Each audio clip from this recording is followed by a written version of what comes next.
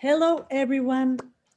Welcome to this space. My name is Dina Buchbinder, and I am the founder and president of Education for Sharing. I will have the honor of moderating today's amazing panel. At Education for Sharing, we are all about civic values in practice. And we wonder if civic values are being honored online. Are kids feeling equal? Are kids feeling included? What about zooming in the experience of children of color? We are thrilled to have this conversation today with you all. Thank you for agreeing to participate and share your insights and amazing selves. Perry, BK, Mr. M. We carefully thought about who to invite today, and we have the real privilege of having you three who are extraordinary human beings, number one. And before I ask you to share a 1-minute intro, I want to say that these three people are exceptional, inspirational, and from three complementary fields and backgrounds. Mr. M is a teacher, Ms. Perry is a lawyer, BK is a technologist and filmmaker, and you three are also very dear to me and to Education for Sharing. I have a personal and professional relation with each one of you. BK is we're so honored to have BK as a board member at our Global Advisory Board at Education for Sharing. Perry is a phenomenal lawyer and a good friend of BK, and therefore we already love you, Perry. Mr. M, what can I tell you? You are our star teacher in New York City, always inspiring us by the way that you're able to connect with your children, with your students. And by the way, we also have children the same age. Yes. A daughter and a son. And we have to organize a play date very soon, as soon as the pandemic allows. Absolutely. So would you like to share, please, an introduction, Perry, BK, and Mr. M? Who do you want to start? Please, Rina? please start us off, Perry. Okay. I'm an internet privacy and security lawyer and considered one of the first cyber lawyers in the world. And I've been doing this since 1994. We created our help group in 1995 when children were barely online.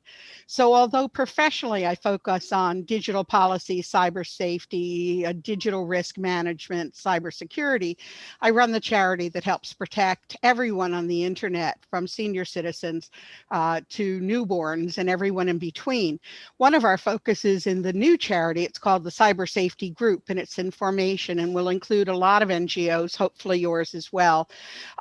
We'll focus on those who have problems with accessibility, children of color, high risk, diverse children, GLBT plus children, and those with special needs, because they have special risks online. So they are riskier in some ways, and they are victimized by others in other ways. So I'm focusing on that. And during pandemic, sex crimes against children on the internet have doubled, according to Interpol and all law enforcement.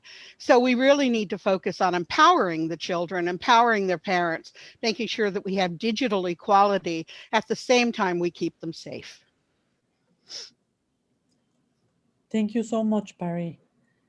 We know now why we're here. BK, please share with us an introduction. Sure. Thank you, Dina. And it's such an honor to be here today. My name is BK Fulton. As you heard, I'm on the board at Education for Sharing, but also I've been an advocate for technology, inclusion, and equity for most of my career. I mean, it's going into my third decade now. I'm dating myself a little bit. I founded the Technology Programs and Policy Department at the National Urban League, one of the first places to actually bring technology centers to poor children in particular. We created several programs that built technology centers across the nation, Native reservations, barrios, ghettos, Appalachia, wherever there was a need, we would bring these technologies. We even partnered with the with the Peace Corps and delivered peace packs to over 70 countries. I then went to law school and ended up working for a few big companies, and then America Online, Time Warner, Department of Commerce, and retired after about just over a decade with Verizon, and decided that I wasn't quite done. So I created a media company, and the mission was to change the narrative, because once we get all the kids connected, we need to make sure that what they can experience is positive, it's uplifting, provide some kind of blueprint. So we make films, we write books, we own a TV network and a popular magazine that goes out to about 100,000 people.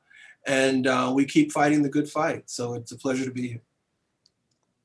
Thank you. Thank you so much, BK. What an honor. And please, Mr. M, delight us with your voice. Oh, well, I'm Mr. M. I'm the physical education teacher at PS 676 in Red Hook, Brooklyn. Like Dina said, I implement the Education for Sharing program at my school, and I run the social emotional learning program at my school. What we try to do is we try to meet the kids in our community where they are. We try to give them as much support as we can to try to teach the whole child. We truly believe in nurturing the holistic child and nurturing every part of their growth, whether it be emotional, whether it be social, or whether it be educational. And in my end, I love to focus on the physical end of things because I'm a physical education teacher. So teaching values and teaching values through sports and trying to enhance student relationships and enhance community relationships through activities and athletics is my calling. So Education for Sharing and me have kind of been a match made in heaven. So that's kind of why I'm here. Wow, this is really uplifting to listen to you, because you three are true advocates for diversity and for inclusion and for what is possible from each one from your fields. So, Dina, I know you've been asking about us, but your own work is really amazing. Would you share a little bit for the people who aren't as familiar with your work about you and your vision and your background? Thank you, Perry. Thank you for saying that. Of course, I would love to share.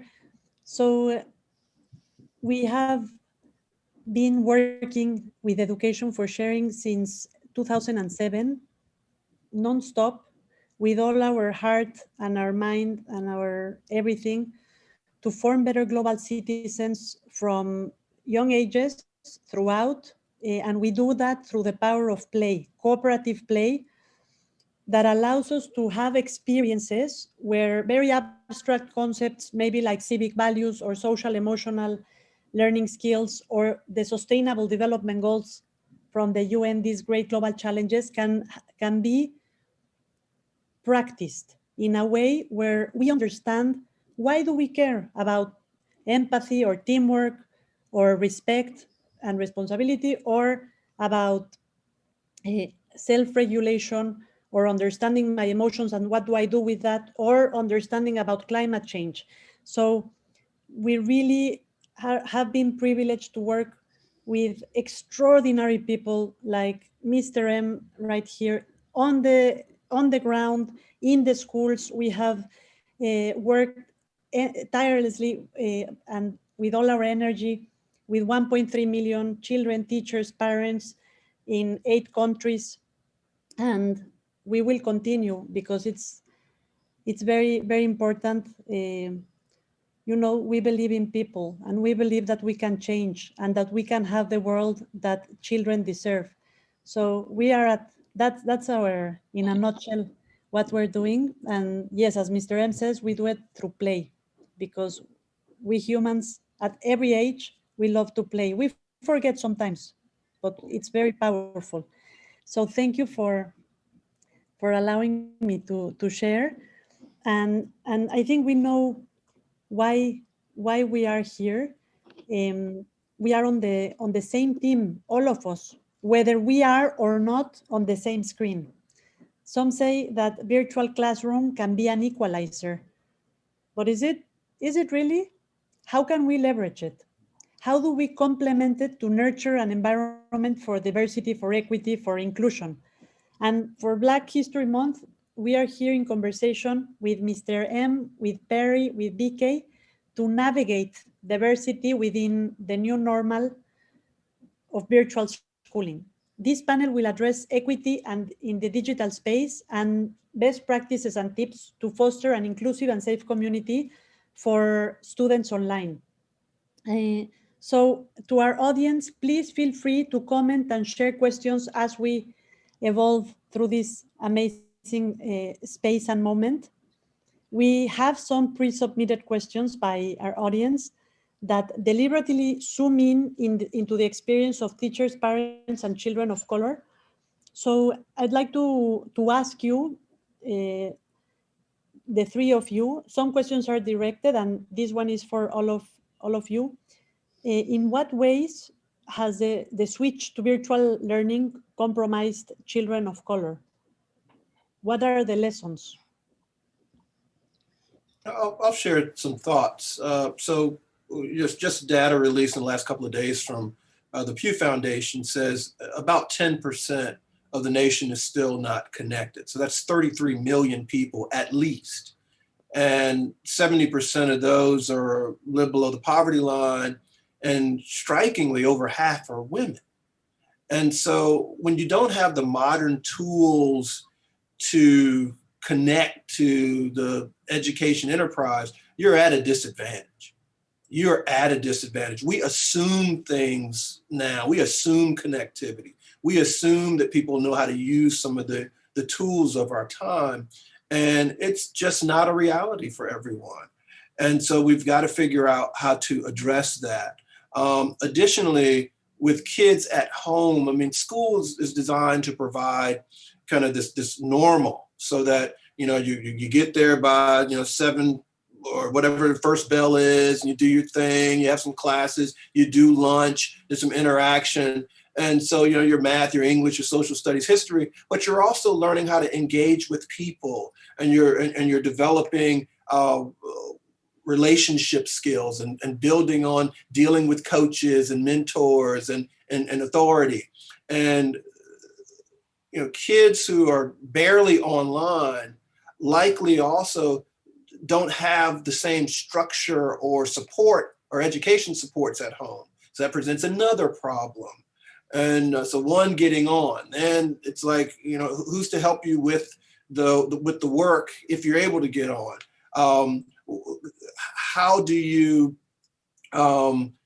get to interact and build those relationships with your peers if you're not having some kind of interplay that's other than this virtual thing? And I'm told in some schools here in Richmond, Virginia, where I am, the kids aren't required to have their camera on at times. So they may have the name on, or you might see a picture or maybe a cat, but are they really engaged?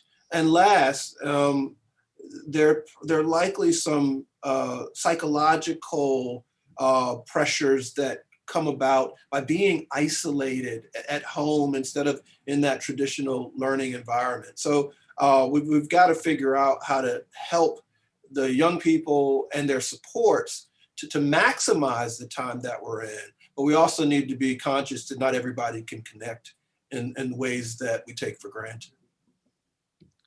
Yeah, just to follow up off BK's point a little bit, it's kind of exacerbated the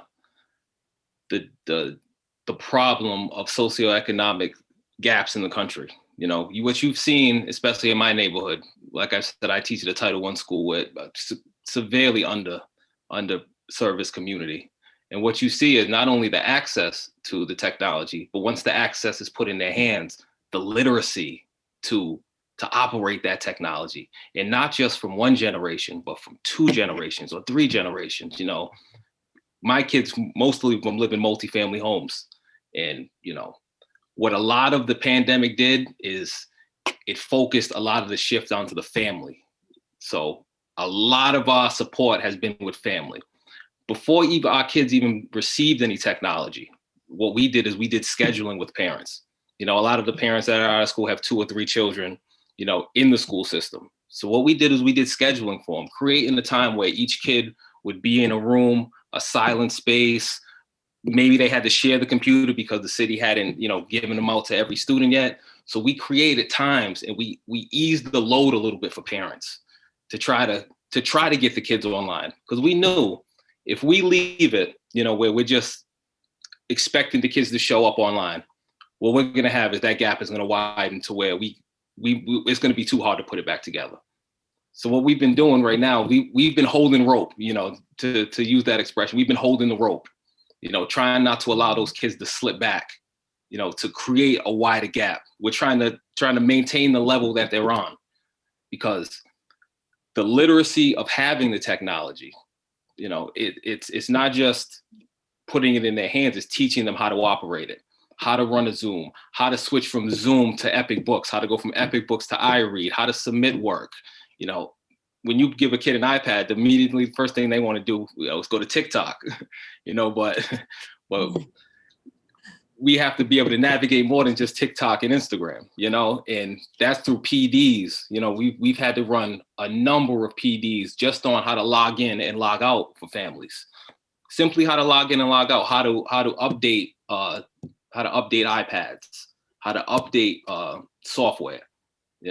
These things are before you can even get to addressing the educational things, you have to address the socioeconomic disparities in some homes that don't have space, don't have the knowledge of how to operate the electronics, don't have food. We partner with a pantry in order to try to get families food, so that's one less worry they have, so that the kids will be online. Unfortunately for a lot of our kids, and I know I'm probably rambling, but unfortunately, a lot of our kids are forced to become adults early because decisions that are put in front of them are not kid decisions. We have to go to the pantry today to get food to eat, so we can't go online today, or we have to make sure we have our spot in the shelter, so I can't send you to school today. So a lot of the things that we do is family support before we can even get to, educating the kids. Thank you, Mr. M. And actually, there is a question from the audience that addresses exactly this multifamily household that you are sharing. That is the reality of so many. Is there any strategy that you can share to, as you say, hold the rope? Mm-hmm. What has worked for you? If there's anything that you can share. We've been fortunate enough to partner with community groups that have been able to support us. The YMCA has been able to run an after-school program to address a lot of the social interactions that the kids don't get online during class time. Online during class time, they come on and it's right to instruction. There's no time to ask what you did last night. What'd you watch on TV? What's going on? It's common, banter between kids. They allow them to be kids and do activities, even though it's remote and it's online. They give them that time to just be kids and, interact with themselves. The YMCA, we partner with a group, iRaise, that does home checks, that goes in to make sure that students have everything that they need in their home, that the electronics is working. We've partnered with Comcast to make sure that every kid in our school has Wi-Fi, because that was an issue. Some parents, didn't have Wi-Fi, owed bills. They were able to forego the payments and able to allow those kids to have free Wi-Fi during school hours. And even we were able to talk to them and say, most kids, school hours aren't the same now that it's remote. School hours sometimes are from 6 o'clock at night to 9, depending on the teacher and the arrangement they can make with the parent. So we've been able to partner with outside community organizations to help us, try to hold the rope and try to further our students' education. I think, Mr. M or DJ, I think that as we start looking at this, we also have to be inclusive of the teachers. So the pandemic hit, and all of us, once we finally realized this was something serious, all of us turned and said to the parents, okay, your kids are going to be homeschooled. You may not have a job. Your job may be tenuous. It could be that you're online all the time at home if you're lucky enough to have a job. You may have a single device home if you're lucky enough to have any devices. So you've got one cell phone. If the parent leaves the house with that cell phone, the child has no device. If the schools and other community groups are offering devices to the kids, often they are victimized by criminals who steal those devices. even if the parents have access, they may not have access for live video streaming. So some of the kids who would like to be on video may not be able to because of the cost of data. You have parents who speak other languages as a primary language, maybe as their only language. We turn around and say, oversee your child's social studies, math, and history homework. Teachers are freaked because if their children are also being virtually schooled, their kids are running around while they're trying to virtually school other kids. And everybody said, make the most of it. So what did they do? They all went on to Zoom. Zoom was very insecure, cybersecurity. The kids were loading pornography. They were taking over the classes from the teachers. We've had a lot of kids who actually put together very elaborate videos that took their place in the classroom that made it look like they were in class, even though they were someplace else. So overseeing what the kids were doing. Data. Now, everything that's happening in the classroom, kids coming to you with serious issues and you're the teacher. Normally, you could do that in a classroom and report or not report, depending upon the law and the ethics. All of a sudden, the teachers have all of the data on their laptops. School may not have access to it. Law enforcement may not have access to it. Mental health professionals may not have access to it. Kids can erase it. So no one looked at this from a risk management perspective to say what technology and devices work. Teachers were adopting any app they could find that would help them in the classroom. They thought no matter how insecure it might be, no matter how much the data was being sold, nobody was in compliance with FERPA or COPPA or any of the laws that regulate this, and teachers were standing on their own. And the technology advisors for the school system, for the school itself, for the region, sat there with their hands in the air saying, nobody's asking me. And if they did, they didn't understand the policy. They understood brick and mortar security. They understood how to keep somebody from hacking into the main network of the school. So everyone turned around, shoved it onto the teachers saying, you provide access, you teach this way, and blaming them for everything. And to the parents saying, you fill in whether you're working or whether you have access or whether you speak English or whether you understand math or not. And these kids are lost. We have a lot of mental health issues that have increased because the kids are now so isolated. We have abuse that's gone through the roof because people who have mental illnesses, violent parental issues, siblings who are violent, are all locked together without releases for this. And then we've lived in crazy times with crazy things going on out of Washington and different places around the world, and no one knows who to trust, what to believe, and everyone's scared. They're scared of dying. They're scared of not being able to feed their children. They're scared of their children being left behind. So that's not a good situation to have when fear and guessing at the next right technology and the method is what's driving education. So it's a real problem, and we have to affect it from all the different areas. Thank you so much, Barry. And it's a critical situation. When what would you say we have to be mindful of, and what does that look like in practice? Well, I have a few proposals. I've been asked by some of the governors around the country and some federal advisors on what to do. And it starts with professional development for the teachers and educators and counselors and school administrators. They need to understand how the technology works, the digital life skills that Mr. M was talking about, that even very well-educated teachers may not have. Kids know how to use TikTok. They don't know how to do the other things and set up privacy. So we need to understand secure technology, secure devices, secure settings. They need to understand which apps are approved under the law and what's right for children on data and everything else. And the teachers should only use and recommend those. There needs to be better communications between those who are delivering the technology and those that are providing oversight, including data collection and protection if children are reaching out because they're being abused at home, or they're special needs children and they're not receiving the exceptional access that they need. You can't do that openly in the classroom of 40 children on Zoom. So we need to start with professional development, create standards, test to those standards, conduct audits, and only those are the ones that are allowed. And I think a lot of the sites and the apps and the technology designers will adhere to those standards because it means that they'll get more sales, more use, and people will sue them less often.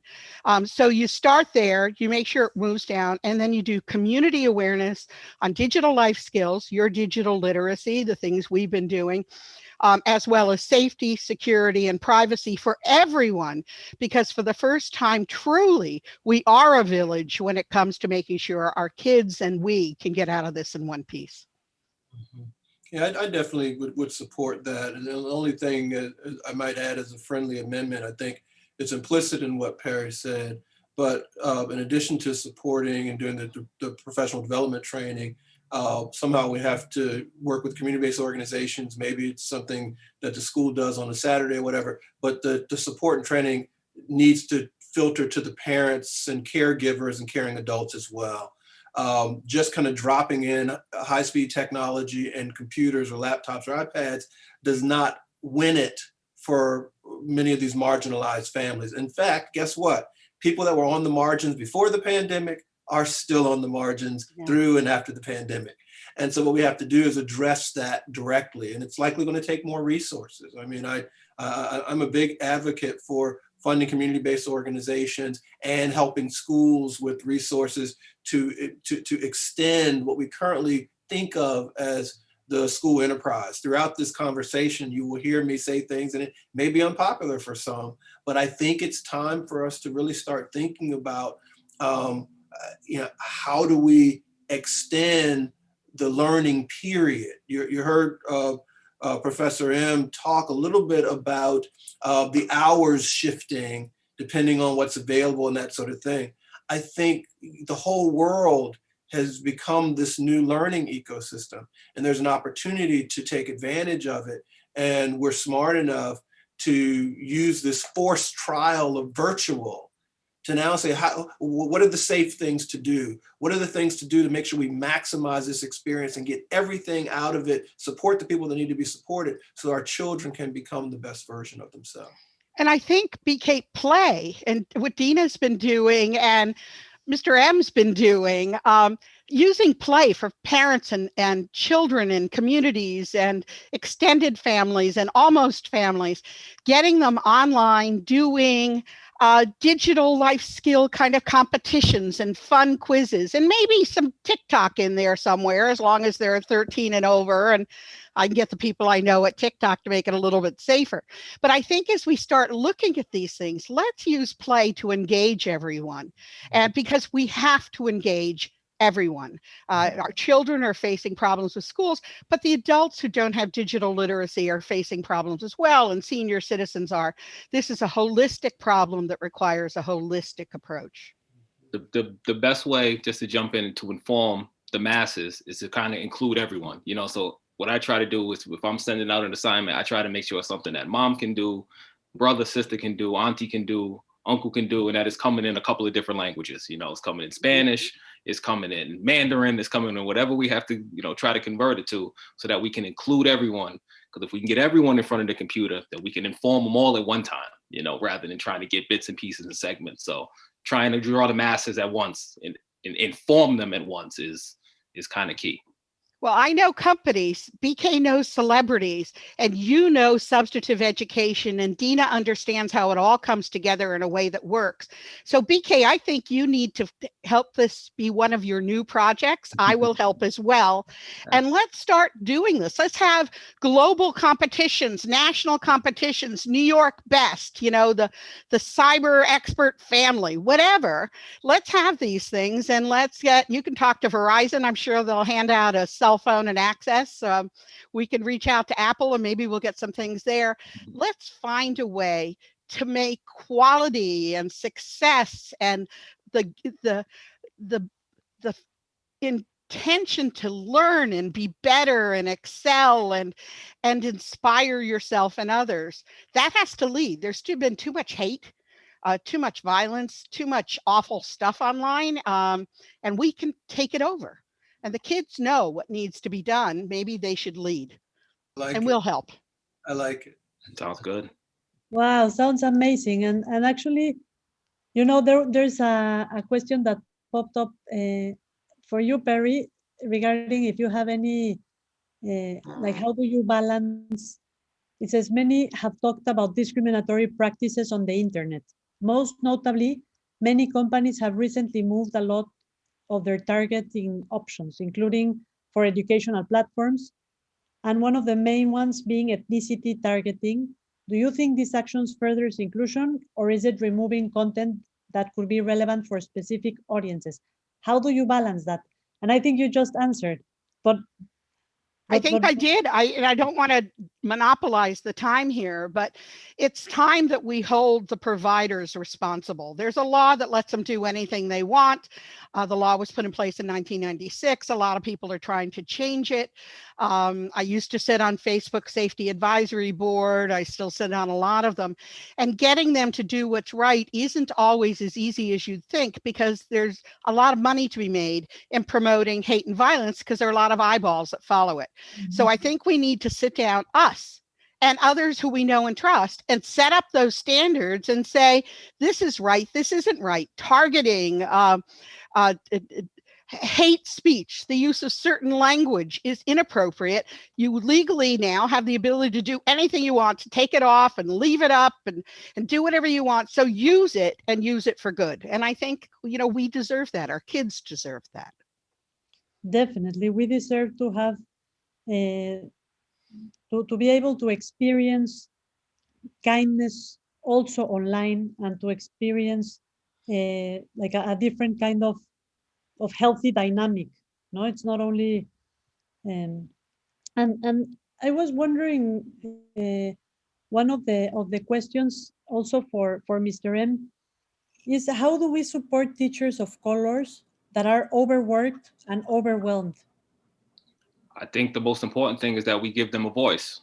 You know, I think the teacher voice is it's funny in education, you know, because to some point they want the teachers just to come and teach the curriculum and go home, you know, but also they want you to inspire, they want you to connect, they want you, you know, so if there's a disconnect in the curriculum, or if there's a disconnect in what you're teaching the kids and it doesn't relate, then that connection is not going to come, you know. So giving the teachers a voice on, first of all, what we're teaching in the classroom is that's where it starts, and that's where it begins. As a teacher of color teaching children of color, there's going to be an inherent connection there. There's going to be some things that resonate beyond the curriculum. Those things have to be, you know, they have to be expressed, they have to be nurtured, they have to be picked up on. There's shared experiences through culture, there's shared experience through the way you've grown up that translates curriculum. And I think that public school has done a poor job at connecting that. They've done a poor job at bringing culture and bringing curriculum together. So what you've seen kids who've become disinterested in school, and they become disinterested in the topics that they learn. Giving teachers a voice in what they're teaching, and not teaching to standards or teaching to tests, teaching to the kids' experience, so teaching to where the kids are, teaching to what the kids need, teaching to where the kids want to go. Not every kid, you know, I teach in a community that's right centrally located on the water, Red Hook. It's right by the water. A lot of these kids are interested in marine life, marine biology, fish. You know, we did a whole project on cleaning up the Gowanus Canal. You know, they're not thinking about some of the other things. You know, they have a focus on cruise ships, you know, cruise liners, some of these kids, because they see the cruise ships coming in and out. So their interest is no way attached to the curriculum that they're presenting on a day-to-day basis. But what we do as teachers is we have to get creative. We have to work outside the lines. So we have to create our own models. Dina, this is where you come in. I'm a PE teacher. I'm not supposed to be teaching, you know, core values and things like that, but I work it into the curriculum. You know, we're not just gonna go do push-ups. You know, we're gonna learn how to play games, respect each other, and then take some values out of it. You know, and you have to, as a teacher, take these things on your own, because they're not gonna give it to you. Most places aren't gonna promote you to do it. You have to do it on your own. And when you do it on your own and it's successful, just know someone else is going to come and steal the credit, usually a principal or AP, but you know that what you're doing is working, but it starts with speaking up when you feel like you have to engage your students in a different way. If you're teaching and you're sitting back and you're just going through the motions and you're presenting something that is not grasping your students, you're doing them a disservice. So I love what Professor M is saying. I mean, I think it's critically important to use our superpowers for good. And today's virtual environment extends a superpower. I mean, where else, not before and other than this time right now, could you write a blog and put it out and send it to the world? Do your dance on TikTok or say something, a recording, and make it available and get 5, 6, 7 million views. So that we're in this new world, and this idea of educators being at the epicenter of shaping that creativity and how our young people use these tools. I think we should pay them more. I mean, both my parents are teachers. I used to teach. I pay teachers what they're worth. Pay them more and give them more freedom to take the interests of the young people in that community that Professor M was talking about, where they have the Marine stuff. Perfect example. There's a new book out, I think it's called Black History 365. And it's instead of just Black History Month, it's designed to be a curriculum for the whole year. And it goes all the way back to ancient Africa and works its way to contemporary times, has QR codes, has video, has free curriculum. They even produced 2 top quality rap CDs about like the Civil War and the civil rights and emancipation. I mean, it is phenomenal, phenomenal. Even my company, we produce a series called the Mr. Business School Program in partnership with UPenn, the #2 graduate school of education on the planet. We've got online evaluation, free curriculum. And so we've got to make these resources available, encourage people to use them. But why is it important? Why, since it's Black History Month, I mentioned 2, resources that target African Americans, but can be used for anybody. But just an important statistic, an important observation about people. So it's been proven that when children see themselves in their materials, they're more likely to believe that they can do what the subject of the material did. Mm-hmm. And so, unfortunately, in our country right now, minority children are more likely to see a dog, a cat, or a humanoid on the cover of a book than someone that looks like them or someone from their community. So it's this disconnect. Why are you showing me? That's not me. I can't do that. And so that's why you see so many communities rejoice when you get a female vice president, or you get a president like Barack Obama, or you get a program like Education for Sharing, or you have educators like Professor M or leaders like Perry coming forward, because it speaks to, or you, Dina, it speaks to the possibilities. And we want all our children to understand that they can be great. We can no longer look up and see half the sky. We have to see the whole sky. We have this wonderful world. We're connected with all these resources. And now we have to put them to use in a way that gives everybody a chance to be their best. This stuff isn't going away. Exactly. It's interesting. There's a school I'm working with, a middle school in New Jersey, that's incredibly diverse. First generation kids whose parents came from the Caribbean or India or Pakistan or any of the South and Central American countries, China, everywhere. And I was hired initially to go down and do a program on cyberbullying, and these kids so impressed me. And I met a 7th grader who had just had gender altering surgery in 7th grade. And I wondered, when I first met him, he was outgoing, a little crazy on the stage. And when I came back, she had been a gentle, soft-spoken young woman.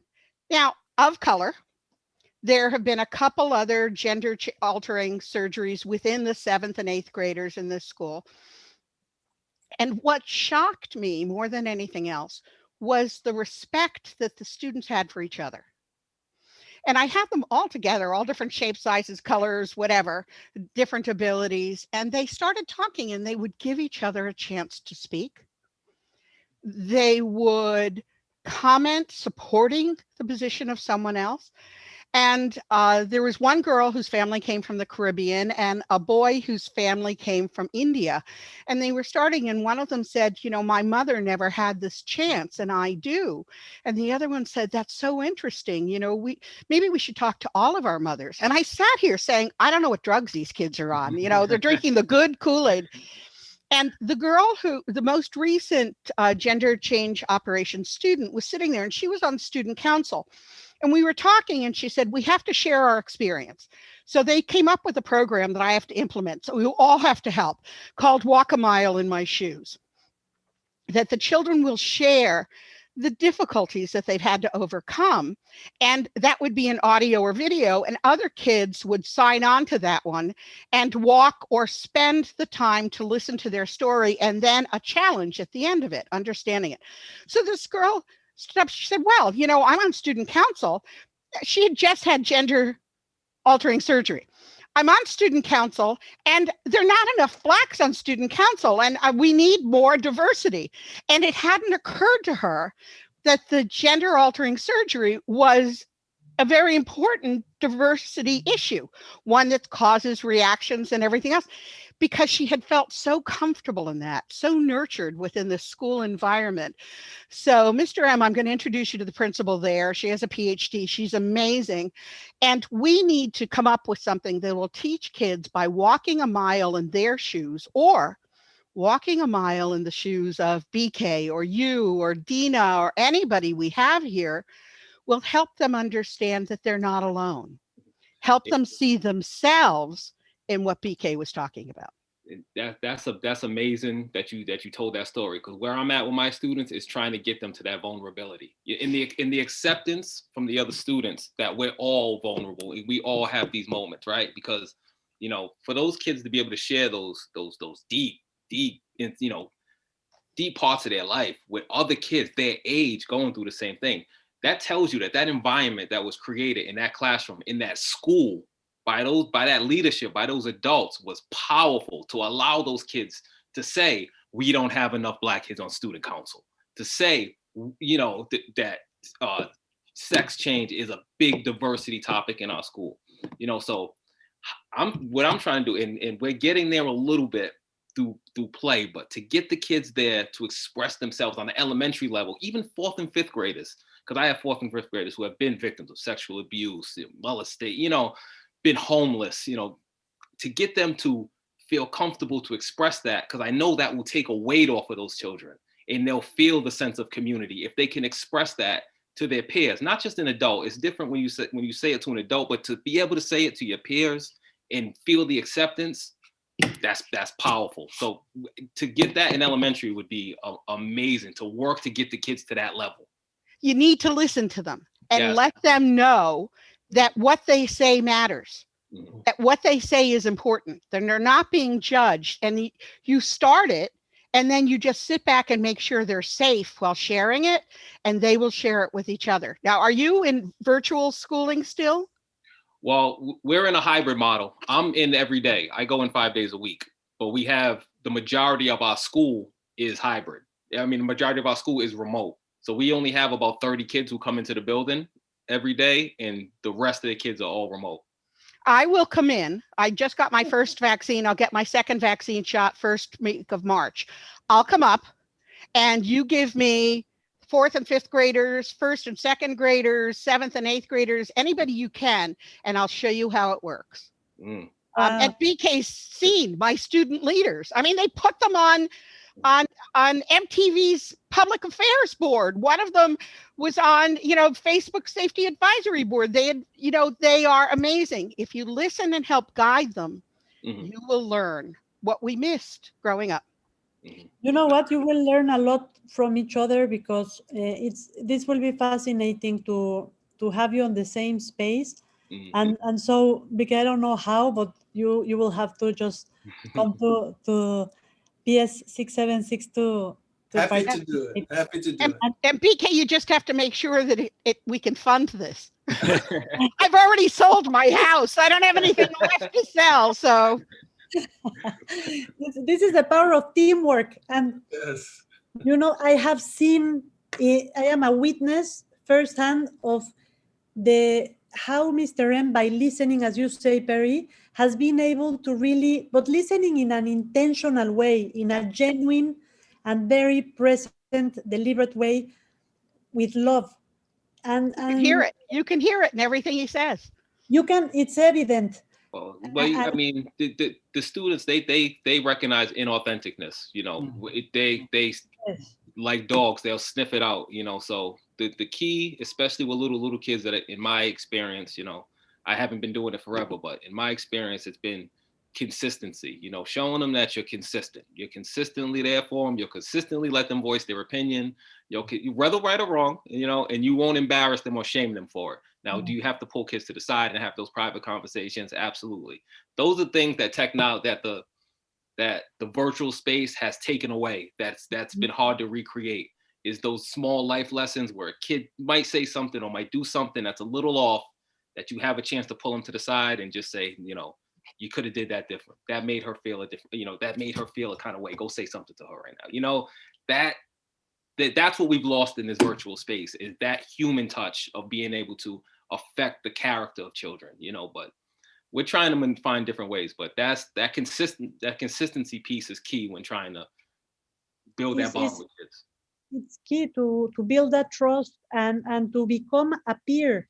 I have seen Mr. M becoming a peer, just like, you know, the distance disappears and it becomes really a human relationship between the student and the teacher. And this is what we want to see everywhere. And I am wondering if, because this is also a question that has come up even more than a couple of times, if you think by what you're saying, there is a great opportunity in, even as we speak in this pandemic, and even the pandemic that has tipped the education system over, as we continue and our plan is to return to school, would you say is this not an opportune moment or the moment to address systemic racism in the education system? Is this not the time to build a stronger infrastructure based on diversity, equity, and inclusion values? I mean, just in my school, because I'm on the ILT team, the internal leadership team, and we had a conversation about this the Friday before we went on break last week.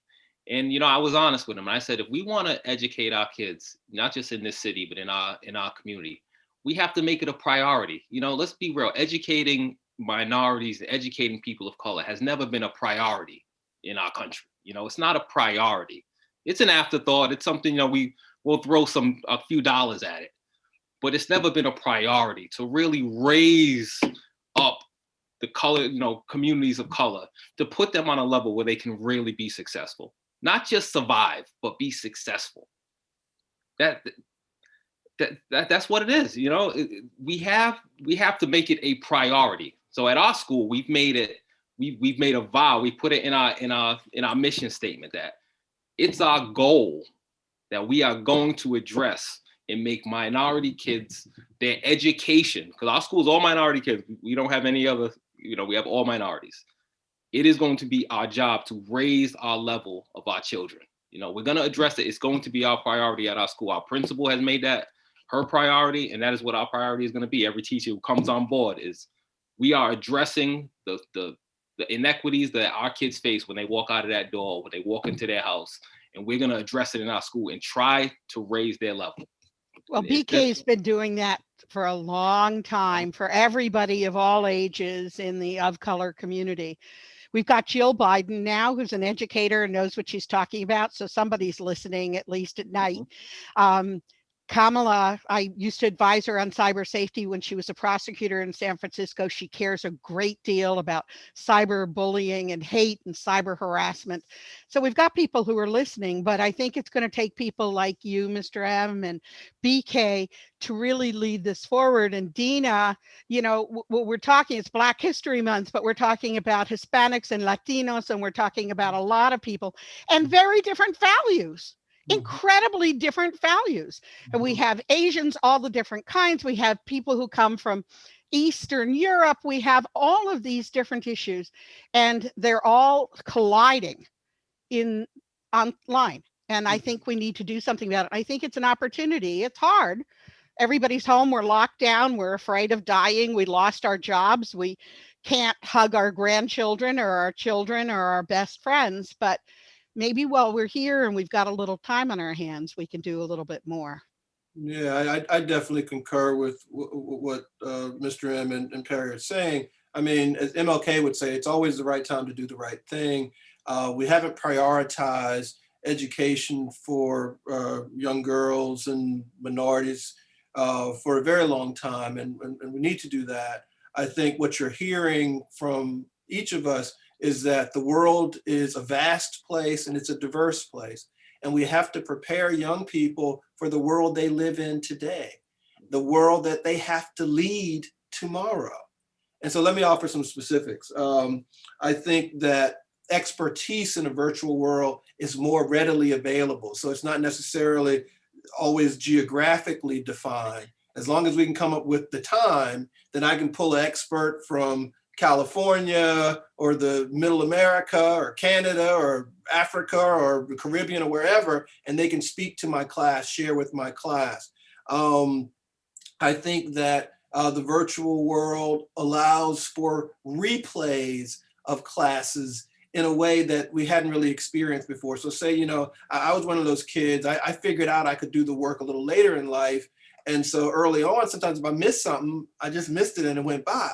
In today's world, we can record this stuff, hit the replay, you can go back and you need to get a little refresher. I think that's going to be huge for communities that are catching up or trying to go to the next level. I think also there's an opportunity for more tutoring and increased office hours. Again, using the tools of our time to enrich the academic experience. I mean, I like the idea of being high tech and high touch. And when I can't be in your environment per se, or in your home or in your community center or in your school, with these technologies through the school, through the library, through programs, we can provide some sense of we're here, we support you. And then the last thing, and I'm saying it again, I really think our policymakers, those leaders, really need to think about how to extend the school experience so that during the summer, when we're technically off, we're still on. We're competing in a global economy now. So I think that when we get back to school, after everybody gets their vaccines and people are more comfortable, I think that we've learned some big lessons from the virtual world. And one of them, I hope, is that we can keep this going in a way that doesn't overburden teachers, and we're going to pay them more, and provides these resources so that kids can keep learning and keep playing. And before you know it, we'll start to creep back up in competitiveness against other nations, where if you look at the statistics, the US has fallen in a number of places. Math, science, English, we're not where we used to be, and we can get back there, but it's going to have to be purposeful activity. Hear, hear. And I think we can do it. I think a lot of us have been beaten down recently over the last few years. And I think we really can do this. We can turn around and say, who are we? Who do we need to be? And how can we make sure those who didn't feel included to be part of that are included, can lead? I think some of my best, and BK, you've been to how many summits I've given at the US Senate or at the United Nations or whatever, where my teens, starting with even the preteens, those in fourth grade, would run panels for the leaders of the world, from the FBI to the White House to ambassadors to presidents of big companies who was there. You know, the chairman of Verizon came, you know, and he was just sat there and talked to all of the kids. And when you do that and you turn around and say, this is your technology, this is your future, what are we missing? How can we help you? If we do that together and listen in the way that Mr. M does and lead in the way that BK does and have the vision to bring people together the way Dina does and has a little bit of energy left before she has to retire or is hit by a truck the way I do, we need to pull together and say, now is the time. And if not now, when? Wow. I think there is so much wisdom in this, really, in each one of you, and I am in awe and even more inspired to continue with all our might and our hearts to make sure that absolutely no one is left behind. But not only not left behind, I think that's already not enough. We need to make sure, as you say, Perry, that that all children, and especially the minorities that have been left behind, that are on the lead and that are there and that know that is their experience, that they have a tremendously important role to play that can change the world, that we need them. And so I want to understand also what, as a way of closing, but really this is just the end of the beginning. What lessons would you like to share? What lessons to bring forward? Each one of you, if you could share lessons for the teachers, the parents, the caretakers that are listening to us. All right, I'll start. Lessons, really important. I mean, I think I've learned that the kids are resilient. They will persevere, they will go forward, and we will help them. The educators are committed. They want our young people to succeed. They're willing to try different things. They've been asked to teach and follow the curriculum, but they're also social workers, they're also psychiatrists, they also provide lunch money and help and whatever else is called for. Teachers are absolutely fantastic, amazing. They're committed. I think we've learned that virtual is here to stay. It's not going away. And so it's a new tool in our toolbox, and we need to leverage this tool because it gives us this awesome superpower of global connectedness.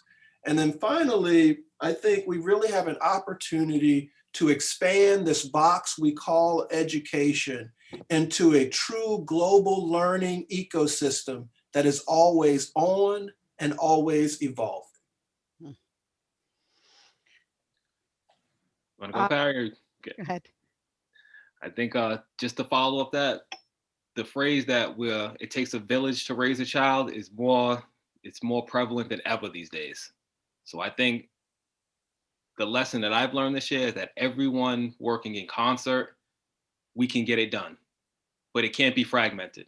It can't be educators over here, parents over here, CBOs over here, legislators over here. We all have to work in concert if we're going to make this thing right. And if we do, like BK said, we can reshape what education looks like. Like we can really reshape what education looks like for young people and make it a global education, not just a local or regional thing. But the same way my kids Zoom Dina's kids in Mexico City, we do a treasure box, that could be a weekly thing. That could be something that happens, daily. My kids could see the kids in Mexico City now every day, not just, on a Skype like we did a year ago or 2 years ago. So I think more than ever, we're connected, but we have to work in concert. And I think that you're an educator, Mr. M, and you understand the things that I wasn't smart enough to know, which is why I went to law school. If I were smarter, my mother said I would have been a teacher. But I think we need to recognize that this is an unusual time. Our kids aren't going to have the scores. They're not going to be able to meet whatever those crazy standards are. They may not learn all the vocabulary they need to, but they need to survive and thrive during this. So I say to parents, don't worry about the math so much. Give your kids a hug. Let them know that they matter. Let them know that you listen to them. Listen to them. Talk with them. Let them know what matters in life and that they matter. And maybe they can't, maybe they were in a class and they forgot the mute button, or something happened and they were embarrassed. Maybe they were cyberbullied. Maybe they're embarrassed because everyone's watching them. Whatever it is, give them a hug. Let them know that you love them. They are safe, and you will make sure they are. And all of us together need to give all of our kids a virtual hug. All of the parents who are trying to do this, single parenting, living in a car, whatever it is that's happening right now, we need to cut each other some slack, give each other a break, and turn around and say, every single one of these kids is so special.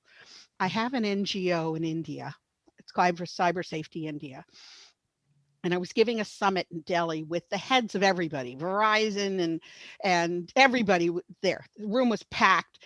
And I didn't have kids running it the way I usually did. I had a couple kids. And there was an 8-year-old who came because his father didn't have childcare that day, and his father was an executive, and he raised his hand and he asked a question, and I couldn't hear him. So I said, just come up to the front. And he stood on a chair at the podium and looked into the mic, and it was on cyberbullying.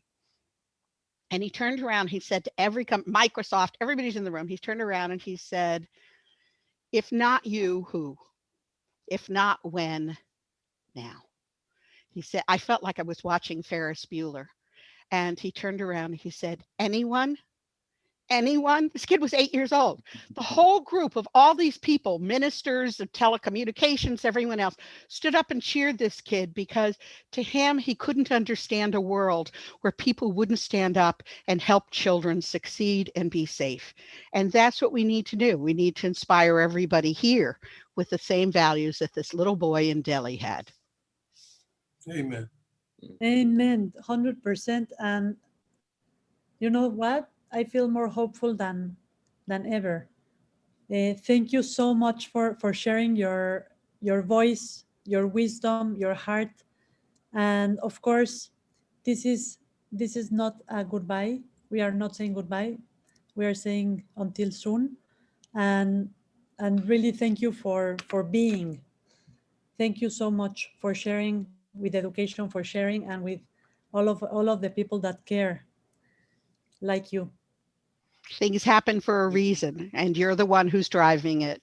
Dina, thank you so much. Thank you so much, Dina. You've been a blessing in my life. You know that. You've done so much for me and so much for our school. So I love you. You already know that. I love you so much, and it's completely reciprocated. And thank you. We will keep at it. Of course. Come on, I'll see you on Monday. Okay, van bien. Thank you. And Parry, I'll get your information. BK, a pleasure to meet you, brother. As you can. Pleasure. And let's connect on LinkedIn and make this happen. I've got LinkedIn Live. Let's do it again. Okay, absolutely. Absolutely. Okay. Perfecto.